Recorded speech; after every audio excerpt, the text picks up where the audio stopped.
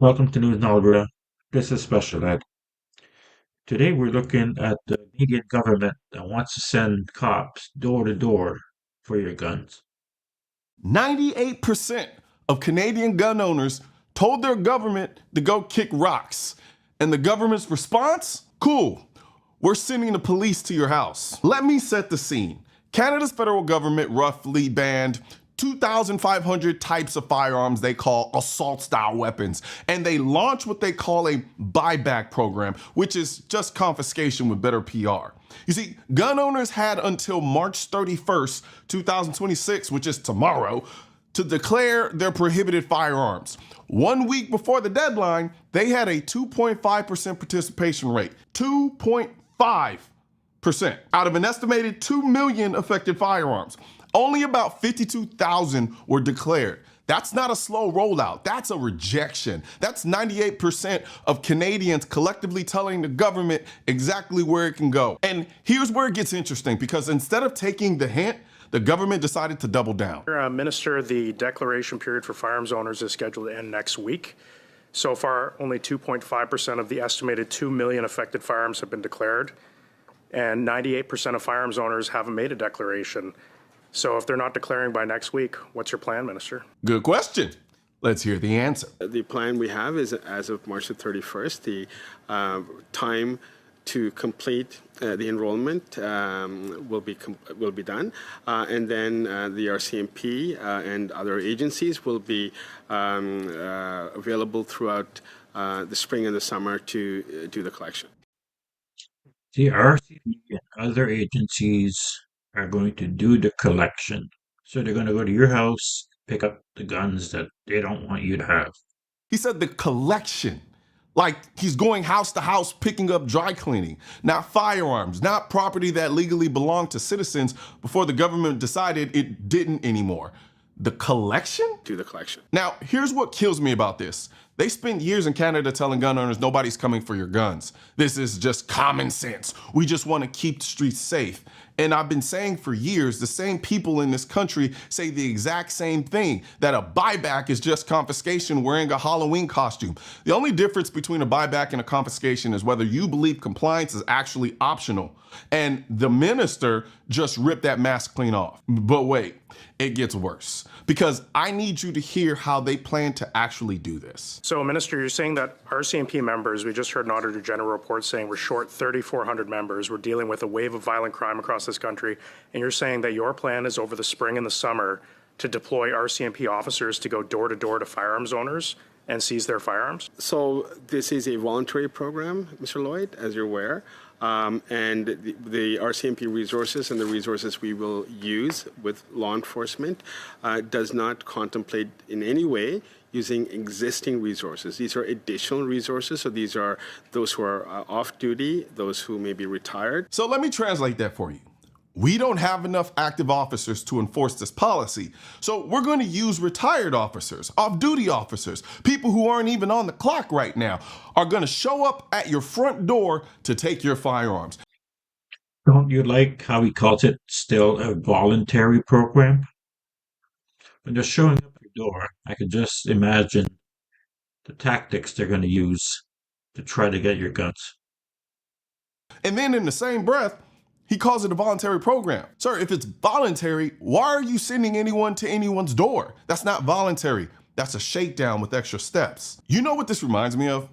Every bad movie heist where the villain explains his plan while it's actively falling apart around him. You're short 3,400 RCMP officers. You've got a wave of violence crime. 98% of gun owners refuse to participate. Multiple police forces across the country said they won't enforce this. And your solution is to hire retirees and send them door to door? This is your plan? I can ask them to do that. Minister, I just find that very concerning that we're going to be sending police officers door to door because, frankly, many police forces across the country are refusing to participate in your program. And here's the part that should hit every single person watching this. In America or anywhere else, those police forces refusing to participate, they're not refusing because they don't care about public safety. They're refusing because they understand that sending officers door to door to disarm law-abiding citizens is not what police exist to do. That's not law enforcement. That is occupation. I've been saying this for years, and Canada is the living proof. Now, I live in Alberta, and I'll tell you one thing, that the cops here probably won't do it because not only is it the right thing not to do it, but try to get an Albertan away from his gun. It could be dangerous, not just not the right thing to do. You want to see what the American anti-gun lobby is trying to build here? Look north. This didn't start with door-to-door collection. It started the same way it always starts. Nobody's trying to take your guns. In 2010, Justin Trudeau said to gun owners making the exact same arguments we make today. Essentially, relax. In here is that the first step towards registering your guns is just the first step towards taking away guns from everyone.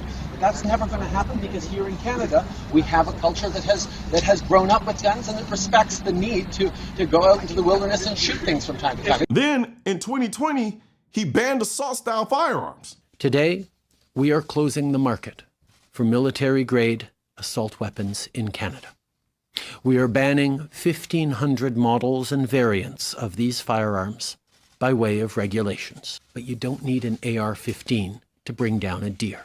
Effective immediately, it is no longer permitted to buy, sell, transport, import, or use military-grade assault weapons in this country. Then in 2022, he froze handguns. Today, our national freeze on handguns is coming into force.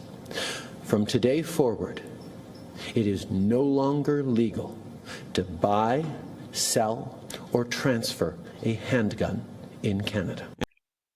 Now, this one is the one that got to me, because most handguns in the house are used for self-defense in case somebody tries to break in, and you can't have that anymore. I mean, criminals are going to get guns either way. Like, it doesn't matter if you ban them or not. The only people this affects are the legal citizens that have handguns to protect themselves or just go in the yard and shoot stuff if they want to. And now, in 2026, police are showing up at your door. That's the progression. Background checks to registration to bans to buybacks to door-to-door collection. Every single time. And when every gun registry that has ever existed has eventually been used for confiscation, at what point do we stop pretending that's not the destination? Now, here's the part that nobody in the mainstream media is talking about. The Minister of Public Safety accidentally told the truth, and he was recorded doing it. He said that the gun grab is not worth the money. Why are the Conservatives against keeping guns off our streets? And why has this leader of the opposition voted against every single gun control measure that he's been in Parliament for? Wait a minute. Hold on.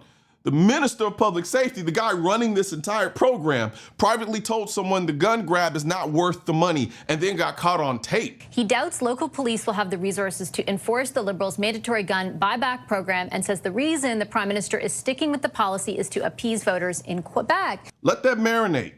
He doesn't believe it works. He doesn't think the police can enforce it. He admitted it's political theater to win votes in Quebec, and they're still sending people to your door. This was never about safety. It was never about getting guns off the streets. It's always about politics. It's always about control. The only difference is this time we have the receipts.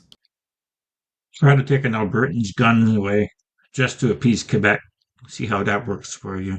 I want to say something directly to any officer being asked to participate in this, whether you're active, off duty, or retired. If you show up at a law-abiding citizen's door to take their firearms because a politician needed to win Quebec, you are not protecting anyone. You are actively putting families in danger because the criminal who was already planning to kick in the door, he doesn't care about your buyback program. He doesn't care about your amnesty deadline. He cares that the person behind that door no longer has the means to stop him.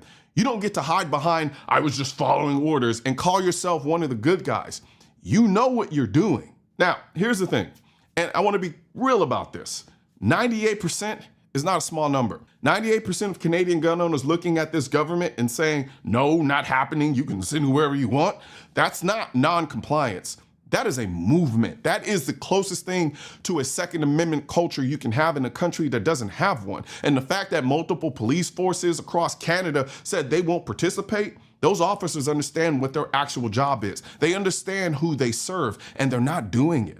So what does this have to do with us? Everything. Because the same people funding gun control in America, the same politicians talking about mandatory buybacks, assault weapons ban, magazine limits, they are looking at Canada as the template. And the reason we're not there yet is because we have a Second Amendment, because we have Heller, because we have a culture that refuses to accept the premise that the government has the authority to disarm its own citizens. But make no mistake, they are not giving up. And every time someone says nobody's coming for your guns, show them this video, because Canada told us exactly what the plan looks like when the mask is off. So if this video opened your eyes to what's actually happening in Canada, share it, because the people who need to see it most are the ones who still think it can't happen here. It can. It's happening there right now. And the only thing standing between us and that same future is an educated, engaged, armed citizenry that refuses to trade liberty for the illusion of safety. 98% of gun owners is a huge thing. That's 98% of Canadian gun owners. That's telling the government where they could shelve their policies. What do you think of this? Let me know in the comments. Please like, share, and subscribe. Thank you.